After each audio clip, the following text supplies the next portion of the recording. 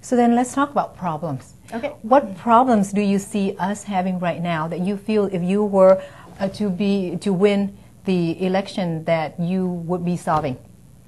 The biggest problem is our budget. Number one. Been hearing that? Yeah, we have got a huge deficit, and what that means is that they just keep cutting our services. This is why our pool hours are being cut, our library hours are being cut, fees are going up, our roads are crumbling. There's fewer code compliance officers to enforce our laws. They're cutting more police and fire. It's devastating. The life is being sucked out of our community. And what's happening is that we've got these overly generous pension benefits and retiree health benefits.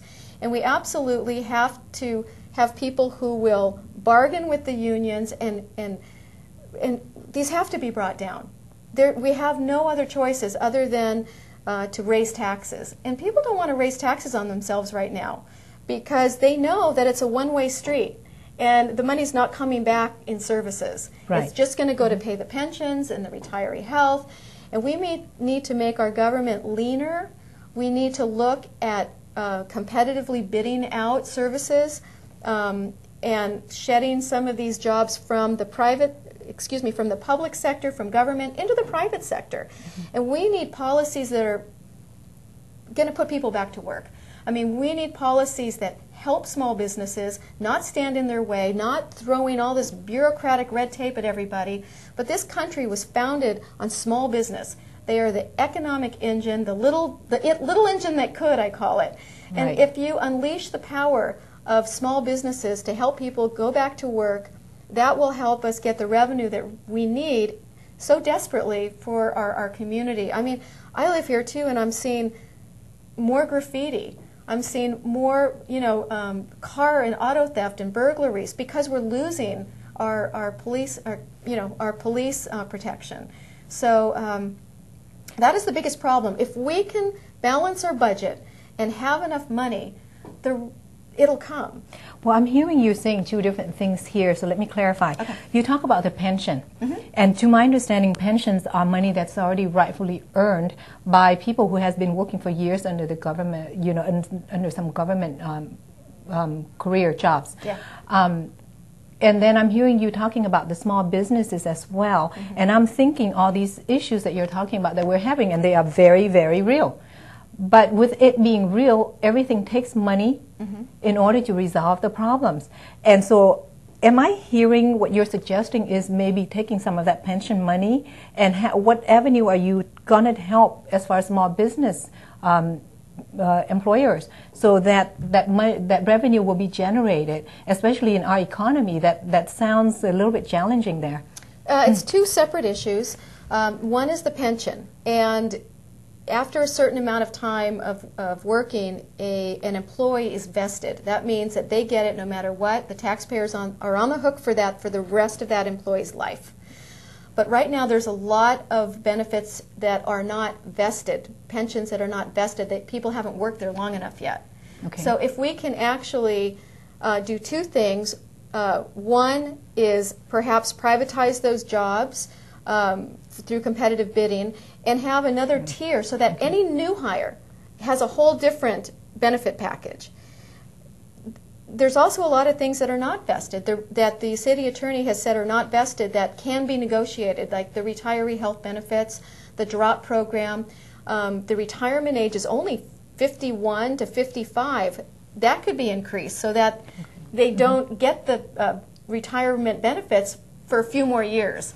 So that's one way to save money. The other thing that you talked about, small business, I've heard from so many small businesses, I can't even tell you.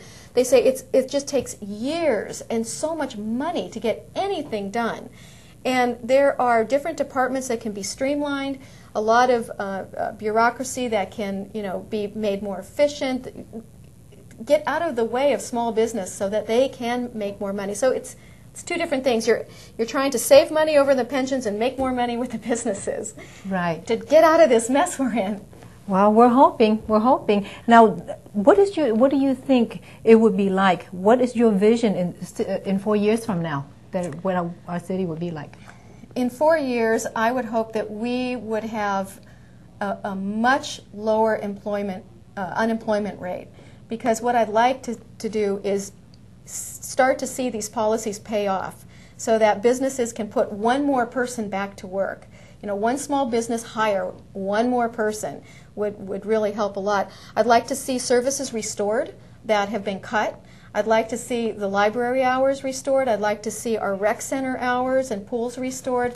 I'd like to see that our community in general would start to be revitalized and that all boats would be lifted and that, you know, we would start to get back on track. In 4 years, if we don't have our budget balanced in 2 years, we're in trouble. Yeah. So we have got to have this budget balanced in 4 years. I'm willing, I know it's tough, but I've done a lot of tough things in my life. And I'm willing to take on this challenge because this is my community, it's my family, and we're going to be here too. And I'd love to help my family and all the other families. And like I said, lift all boats and help us all have a much better quality of life. Well, Lorie, thank you for being with us and good luck to you in the election. Thank you very much. I also wanted to say thank you to everyone in the Vietnamese community that I've met that's been so supportive. I really appreciate all of the support I've gotten and all the new people I've met. I'd like to thank Dr. Zun Lee and his hospitality along with John Trans at the New Year's Eve party this past weekend. It was a lot of fun. I'd like to thank Tiet Tran for his support. And I'd like to say that it's so important to get involved in the political process, just voting, in order to have a better community for all of us. So I encourage everyone to get involved, get out and vote.